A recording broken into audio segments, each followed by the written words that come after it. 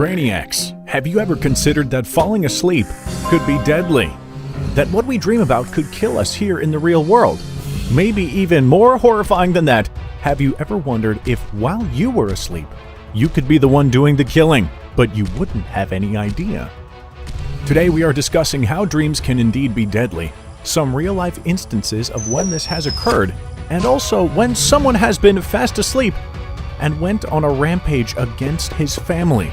Looks like Freddy Krueger's got nothing compared to today's video. Dreams can be really intense experiences. We've all woken up in a cold sweat after a particularly terrifying nightmare and felt our heart racing at 100 miles per hour. But can the subject of our dreams cause us to die in real life? For example, if we dreamed that we were running into the street naked to avoid a herd of lions and then we were hit by a truck, could this kill us here in the real world? For many years, it was believed that this could be the case. In the 1970s, Cambodian refugees that fled to the United States were thought to be dying in their sleep due to terrifying nightmares of their experiences while living under Pol Pot's Khmer Rouge regime. Seemingly healthy young men who claimed they didn't want to go to sleep due to bad dreams would simply never wake up and die in their sleep. But as research continued on these young men, scientists found out the true cause of their untimely demises. Turns out these men weren't dying because of their nightmares. They had Brugada syndrome. This syndrome causes irregular heartbeats in the lower chambers of the heart. So it wasn't the dream, it was their condition. So go ahead and put your mind to rest when it comes to those dreams of you falling off a skyscraper and waking up just before you hit the ground. The dream itself won't kill you. However, a dream like this could absolutely lead to your death. When we are asleep, we put our bodies in a rather vulnerable state. A terrifying dream could cause someone to roll around, and if they were in a bunk bed or on a loft, they could absolutely fall in such a way that they seriously hurt themselves. In fact, 450 people die per year due to falling out of bed. On top of that, sleeping is also a time that humans are more susceptible to heart attacks. When humans are in the rapid eye movement or REM state, we not only start to dream and get a good night's rest, but funny things start happening to our heartbeat as well. During this time, our heart rates are less stable than they normally would be while awake. If you have a heart condition, you very well could up your chances of a heart attack as you sleep. A terrifying dream can cause a burst of adrenaline in your system, which would mean your heart rate suddenly increases, and, you guessed it, this could cause a heart attack.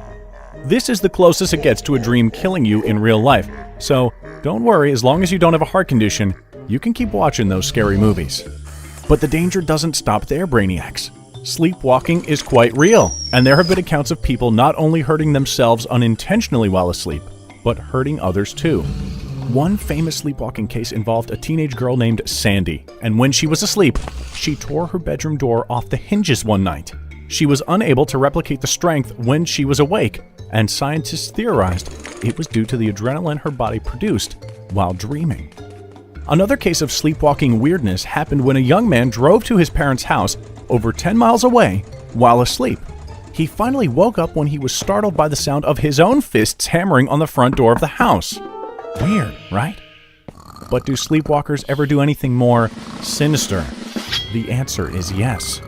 A famous 1987 case which involved a Canadian man, Kenneth Parks, ended with his acquittal of a charge of murder when he used the sleepwalking defense. Parks first drove 14 miles to his parents-in-law's house, strangled his father-in-law, causing him to pass out, then hit his mother-in-law over the head with a tire iron, and then stabbed them both with a kitchen knife. When police talked to him, he had no recollection of any of it, and had no memory of how the injuries he had sustained during the encounter had occurred. So the jury found him not guilty. Their reasoning? If he's not conscious, he's not responsible, and thus, not guilty. So what can you do if you or someone you know is a sleepwalker? You guessed it, see your doctor. Luckily, there are medications that you can take, like benzodiazepines, which not only reduce nightmares, but will also stop the strolling around whilst asleep, and should put an end to those unconscious attacks as well. Well, looks like if you are having bad dreams, best make sure that you do all you can in the real world to make sure your heart is in tip-top shape, and maybe line your floor with some super soft pillows. Because while the dream itself won't kill you, what happens afterward just might. And when it comes to sleepwalking, if you see someone strolling around deep in sleep, best to just leave them be and get them to a doctor right away once they wake up.